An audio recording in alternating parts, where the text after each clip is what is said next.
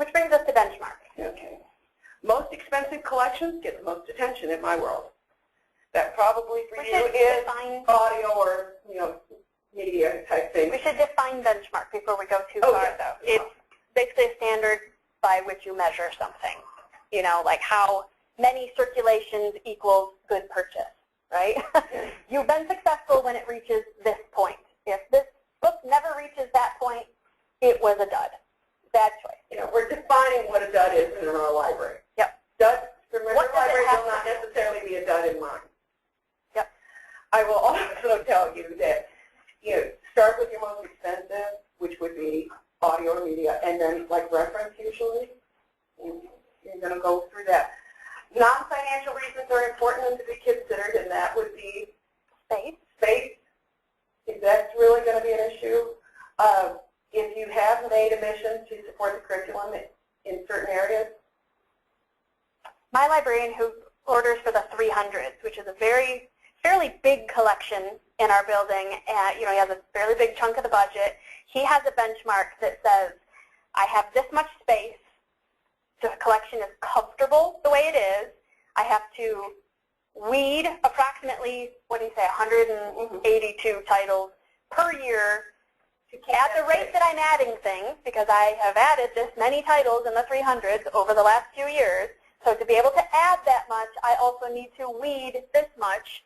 So he has a benchmark of how much do I have to weed every year, how much do I have to purchase every year to keep the space comfortable. And I use things like how many certs. I'm not talking about Janet Ivanovich or James Patterson. You don't even have to think about those, am I right? You just buy. You buy them and you move on. It's those maybe new authors or a topic you're not sure is going to fly. Debut authors are. Debut authors. So you're going to look at that. All right, I'm going to give it, and what is your circulation period should determine it. So if you say, I'm going to get 100 certs out of it. No, because if your lending period is 1 month, it's not going to happen. Maybe James Patterson can pull that off if you got past 3 years. But so you're going to say, obviously, in my library, 12 circulations is pretty awesome because that's assuming everybody returned it on time and it got checked out for a year. You can even make a shorter time if you want.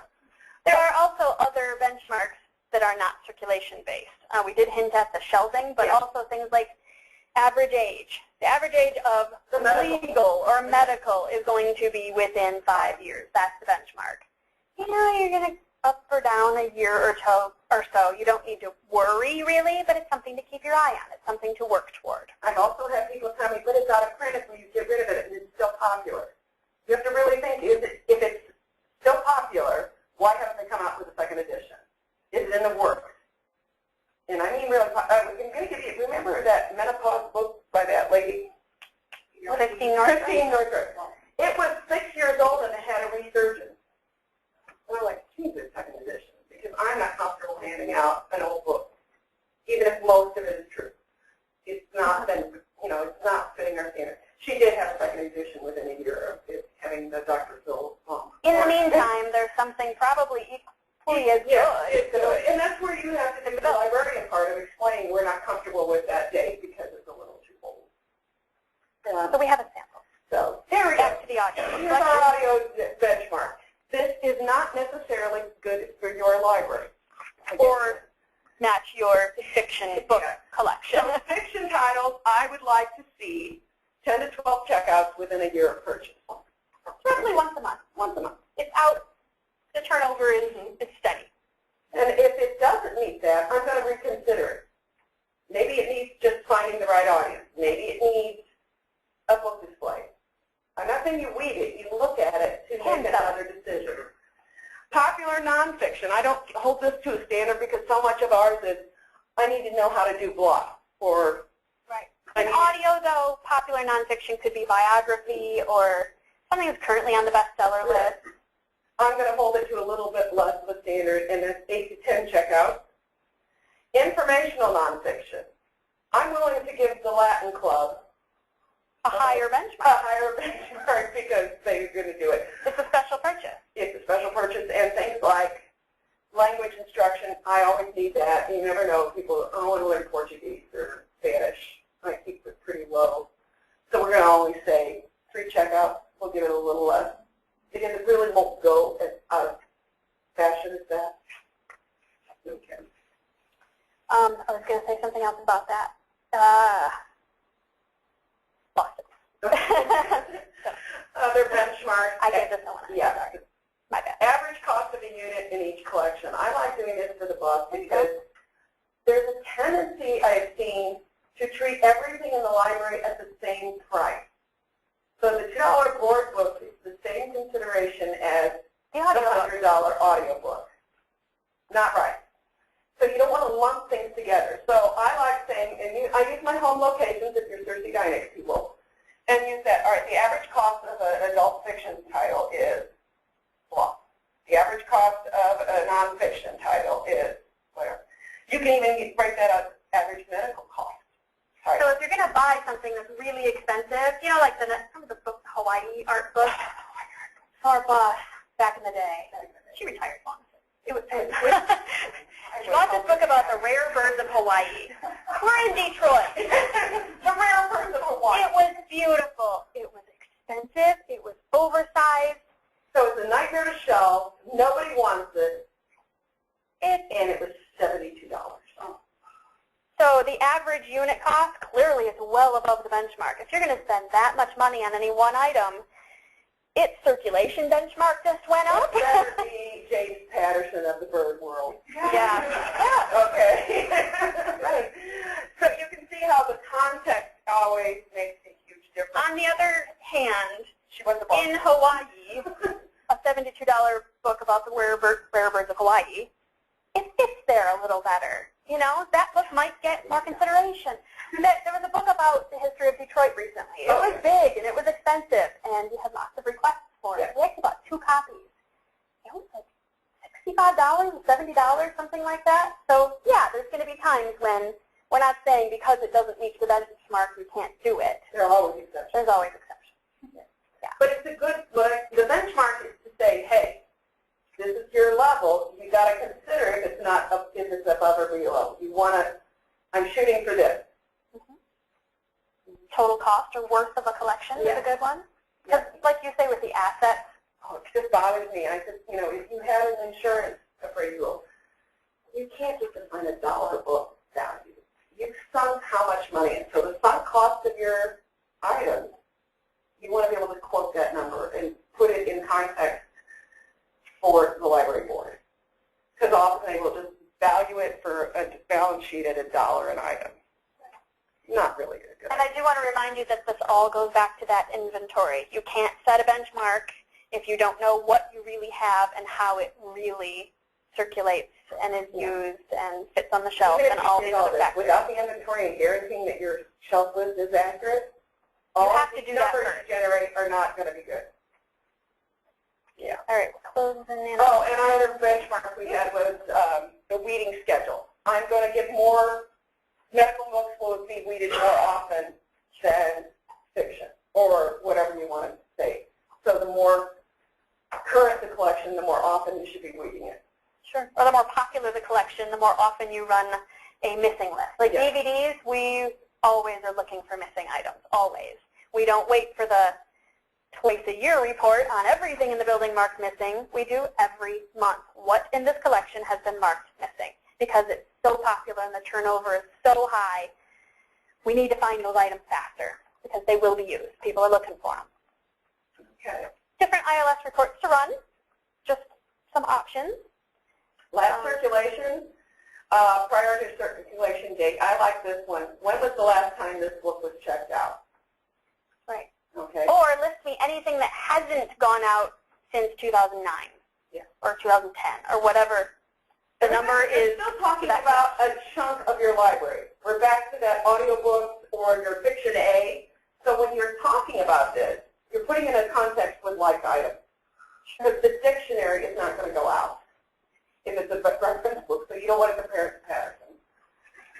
Okay, holds to copy. I love this because it will tell me how many holds are on. And it's a small library. I depend on this because I'm not going to buy an extra copy until I've got certs to support it. the total circulations, less than the benchmark quarterly. Yeah. So if my benchmark, and we only talked about it needs to circulate 10 times in the first year. Well, that benchmark goes down the older the item gets. Yeah. Think about nonfiction, popular nonfiction. So it goes out 10 times in the first year, and that's great. The second to fifth year, we're going to accept a little less. If it goes out 4 or 5 times in the second to fifth year, it's still active. It's still going out quarterly. I'll say that's reasonable. Well, as it gets older, it's going to go out less and less and less. There are exceptions to that, of course. There are the classics and the forevers that we call them. But some things just get less popular over time, and the benchmark needs to go lower until it gets to the point where there's no benchmark for this item anymore. It just needs to go. One more criteria for weighting, but keep in mind we don't need things to circulate 10 times a year forever for the life of the item. Yeah. The benchmark changes over time. Yeah. Your expectations of your collection will change. Total circulation, that's what we talked about. Average age, this is important if you have if it's linked to the correct records, this will make a difference. Average age, and I mean publication date, not when you added it to the collection. If you have a local history collection in your library, do its own average age. We're not talking the average age of the library collection. We're talking about the audiobook fiction collection. I got a dramatic example I was going to show Holly because somebody wanted the age of our collection. I said, here's my problem with the age of the collection. So I demonstrated because we have a very big local history collection. Very big. Average age with everything, and average age minus local history. Almost a 10-year gap. Right. Because some of these are old published things from the 1800s even. And if you just simply take that as okay, it's the average age, it's blah. Right. It doesn't give a true picture. So you want things to be like-minded when you're collecting. Even within, think about like the nonfiction 600s. Average age of nonfiction 600s. Pull health out of that, For us, car repair manuals, the Chilton manuals, that's huge, huge. We have a giant collection. We will keep them forever. You want to fix your lawnmower? We've got a book for that. But I don't want that part of the 600s bringing down the health part of the 600s. Giving us a misinterpretation. So I'm saying you really have to go specific when you're talking about the average age. Average age of what? Of the health collection? 5 years. Law collection? 3 years. Law, whatever. Yeah, law versus 300. So define your collections within Dewey. That helps. Turnover. I love turnover. How many times? How many times has it been used? How many times has it been used? In its use period. Yes. If it goes out for 3 weeks and it circulates twice in that 3-week period, that's great. That's a big number. I'm excited about that. Yeah. So that can kind of gauge popularity is what you're saying. So even if you don't have holds, you might be looking at some with your turnovers. Also, it's good to see how does it compare to the rest of the collection. If I have certain things like picture books or certain things continually being checked out versus other picture books, that's another use of turnover. It's a weird thing. I urge you to get the book and run it through. And think about a collection that has lots of books on a topic, but one of them seems to go out a lot, and the other ones, they do all right. Dump those and buy more copies of this one. That's the one everybody likes. Some judgment room. It helps you make selection decisions. Back to that life cycle, you can make decisions on weighting, on selection, on what's worth repairing based on these benchmarks, these reports, these objectives. It all comes back to making decisions Most ILS throughout. can give you the actual map, but you can do these in Excel very easily, and you don't have to be smart at math to do it. It'll walk you through it if you use those functions right. Status, lost, missing, and billed. How many have gone to collection? How have we moved it into my purgatory? If they need to be moved into purgatory. Replacement values, so if the building burns down, what is it going to take to put the back? Right. Are we talking about the $2 paperbacks for kids, or are we talking about the Grove Dictionary music? Replacement value is different. Decision making is different. All right. You can talk about collection. I just wanted to mention Collection HQ. Does anybody use Collection HQ? Okay. It exists. If all of this is so overwhelming that your head's about to explode, there are people you can pay to do this for you. Fair enough. But Collection HQ will also complete your collection. Just throwing it out there as an option. Yeah. They actually do some really cool things. We don't use them because It's expensive. because I like to do it. I don't I'm have not control sharing. issues. I'm not sharing. I don't know a single librarian that doesn't have a few control issues. Right. Anybody want to talk? Oh, this is interesting. A couple more quick Throw it in as a thing to think about. I did a thing last summer, shelf balancing, and the idea was that, certain collections were weeded really heavily and created lots of empty space. Other collections were bursting at the seams, like the 700s art books. They're giant. We don't weed them as heavily. The art history stuff is not going to get weeded as often as, I don't know. One of my librarians went in and pretty much gutted the 800s. It hadn't been weeded in forever. She said, I can't stand it. She created a lot of space. And she was not going to be just replacing things to use that space again. It was like years of the best plays of the year. Giant sets of that. She's not replacing that. So we balanced the space. We looked at which collections are the percent, what percent of the total circulation of nonfiction is the 300. They get a similar amount of space, right? So the 700s that are huge and the shelves are spaced further apart, there actually are fewer shelves for that collection. All that figures in on which collections get more space or less space. We ended up shifting the entire 0 to 999 range based on these formulas. There's a whole article. The guy's name is Tony Greiner. I can give you the actual citation if you're interested. I don't want to go into the whole formulas of all of it, but this kind of data, how many shelves does the 300 currently take up? What percent of the total nonfiction circulation is the 300? How many shelves is it currently on? How many shelves does it need? Is it tight? Is it got lots of space to add? So yeah, we took over some of that 800 space. Some librarians were not happy about it. They said, I'm very careful to weed my collections. My collections always have extra space. Why are you punishing me? Why do I have to give up my extra space? She did say because I said so. Because I said so. We did the math. We said, here's the percent of circulation out of the total that is your collection. You've got plenty of space. You've got room to grow. It's fine. Everyone got the space that their collection needed based on the numbers. It was painful and it was hard, and for a hot minute I thought, oh, we're going to run out of space before we get to the end. There was a panicky phone call to me. There was. I'm going to get fired. And here I am in a meeting saying, we're going to do this and it's going to be great and you'll all thank me later. And they're like, Some people really got on board with it. Others, it took a while for them to be convinced. 1 year later, everybody's circulation is up. Every single category.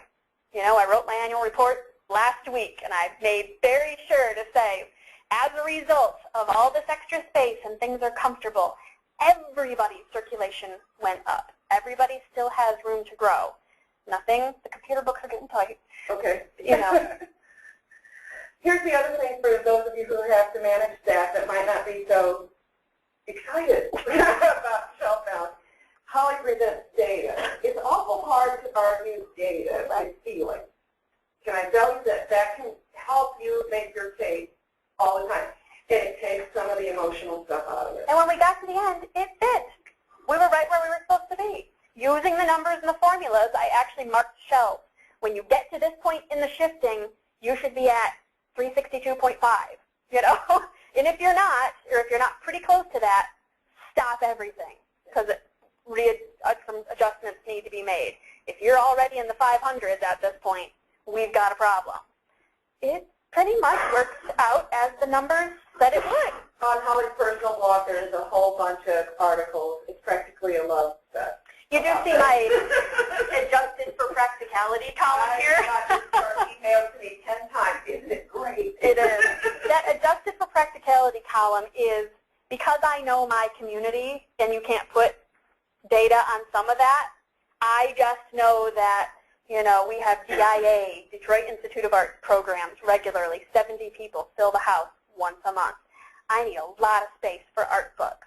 That's adjusted for practicality. The numbers for circulation don't necessarily show it because they're giant. They're coffee table books. They're used. They're not necessarily checked out. So you have to consider those kinds of things as well. Okay, we've killed them enough. We're so close. Yeah. Does anybody have floating collections? I'll skip past this if you don't. Do because does anybody have? Weeding in a floating collection is a nightmare. That's really all I want to say about this. Best of luck to you. Because you will. How big is the floating collection?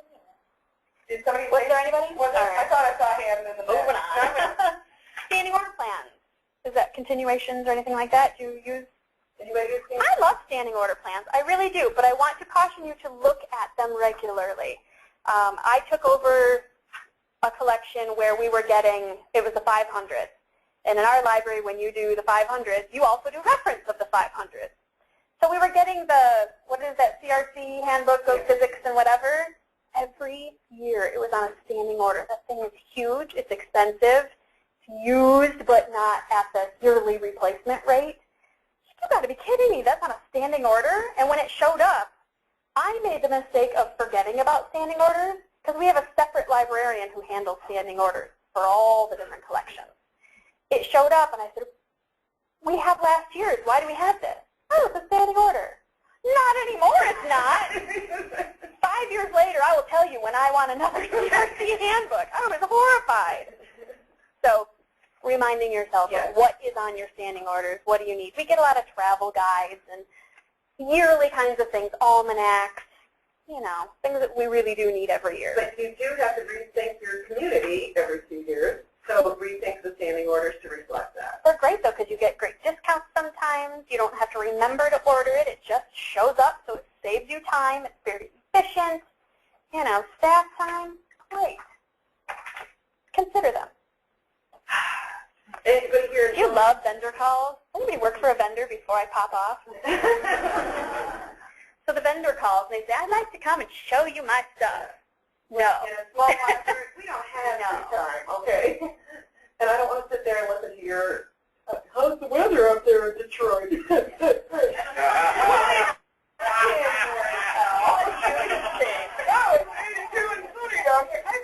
I'm on the desk. Shut up. Right. Those guys. You need to think about how controlling your vendors. Give them an opportunity that controls your time. It's your time. You're the customer. Okay. Scholastic. Oh, What's Scholastic? I love it too. I used to.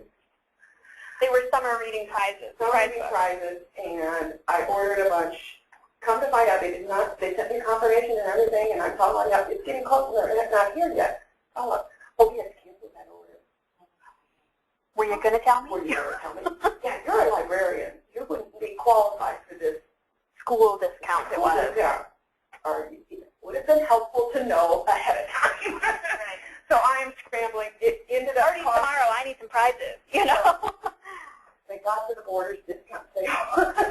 But it really did annoy me because if your vendors aren't going to work with you, I was talking to a live person who called me, and I'm at the Bryan Township Library. It doesn't sound like a school. Yep. So everybody has a vendor horror story. My library does what we call vendor days. We do them twice a year. So when the vendors call, we say, I can slot you in at 11 o'clock on April 23rd. So the Scholastic guy comes at 11, and the McGraw-Hill guy comes at 12, and the whoever guy comes at 1. For one day, we deal with the vendors. They put out their wares on their table. And we have a little shopping experience. Right.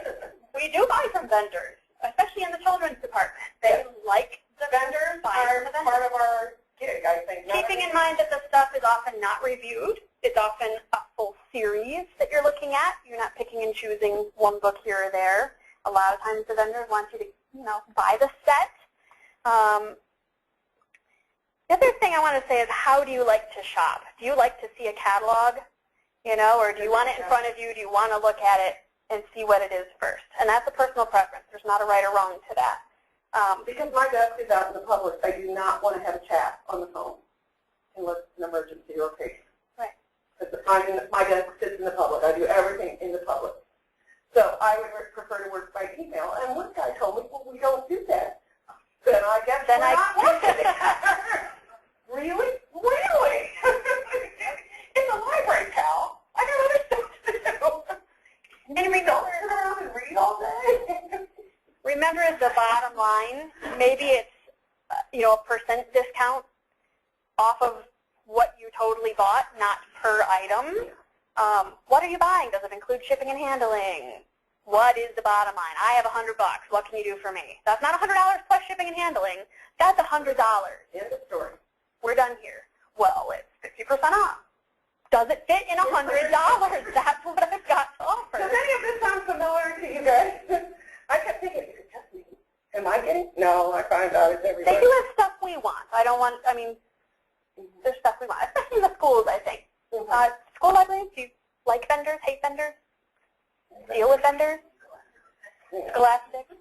Scholastic is normally the best. Just wanted to throw out some options. Yeah. Oh, previews. Previews. What do you call them? You call them something else. A box of some sort? Preview box? Preview box, or they call it. You want to take them on approval. Approval, that's what I was thinking.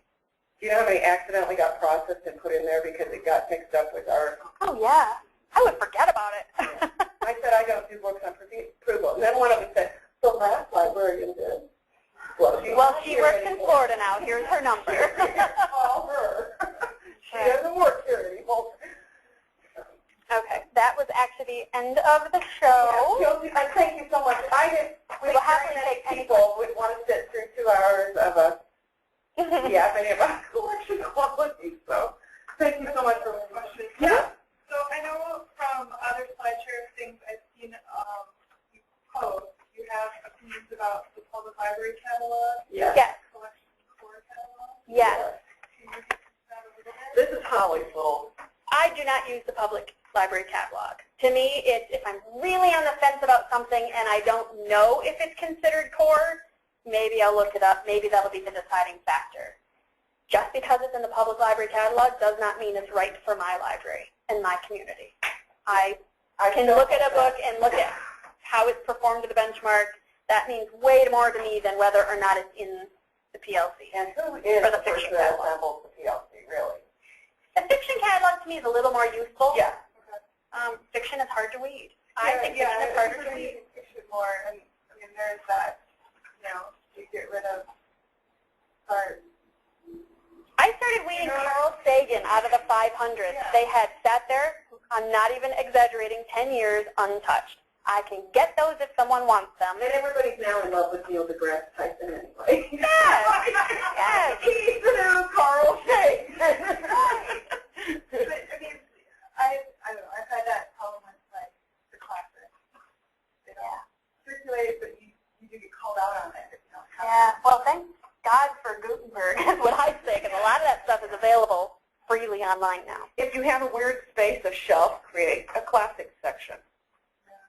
That way it shows to the community that you're highlighting it. Sure. And you know what I mean by highlighting it doesn't mean it's necessarily popular, but it's also out of the way of your regular browsable fiction. I've done that also. Yeah. But I would also caution you to define what classic means. No one agrees on it. Right. What does it mean in your life? Yeah. I tend to use the school reading list for high school. They tend to have, the big ones, Dickens and Shakespeare and comics. Sure. Some of the stuff that are helpful names are necessarily Yeah. you want to talk through. It depends on we have that Mr. Greek's Latin teacher. He doesn't teach anything from this century. And so I will get, and he's popular. And his favorite author is Janet Ivanovich. I think you are like an enigma of something. You were talking about how Shakespeare was too radical. But you got Janet Ivanovich, really. So it all has to be within the context of your stuff. But I also think highlighting a collection, if you think the public could be kind of cranky because you were getting rid of something. We have a complete set of Mark Twain, and it's just killing me because some of that stuff nobody's even heard of. Do a last chance display, things that are on the chopping block for weeding, but you want to see what happens. Put them on display, call it the last chance display. See if anyone notices. Pick them up, give them gives all it a the look. fighting chance they need. Mary did a blind date with a book display. I loved it. I did reading for the adults. I did blind date with a book. Wrap them up so you can't see what you're getting. Oh, See the barcode on there? Yeah. So you just pick one and you check it out. Yeah. You can't unwrap it till you And get I home. said you have to take it to dinner meeting. You're not allowed to dump it in in the car once you get there. And people would say, I never would have picked this on my own. This is kind of cool. Speaking of ways to kind of promote some of our laggards. The backlist. The backlist, yeah. I also did the blind date with a book with teens, and I did all nonfiction. It was a hit. Things that you know are good, but they're not being found anymore. Yeah. Give them on Fighting Chance. Give them a push. And I have very little display space. I just made something no bigger than this, a couple of put ribbons on the blind date book. I know a lot of libraries have done that. That was not an original idea. I still wish. All my ideas are still. Anybody else have any more questions? All right. So if you're all going into your reading project, you are to desperately send us copies of it. Don't send us the actual book. Then if you really want. But yeah, send us pictures of some of your more Good finds. for the website. We would have you to pass it along. Yep. And also just take this moment to remind everyone that SELCO will take your reading card books and boxes, and we'll send them off networks for better futures up in cities. We work with prisons and books for Africa, and we'll recycle them all responsibly. If you're not already doing that and you would like to, contact Cindy Baker or myself. Love that. And that gives you an out with the public too, that they are being repurposed for people that really need them. Yep. And the co-op said I had to. Thank you. Thank you guys so much for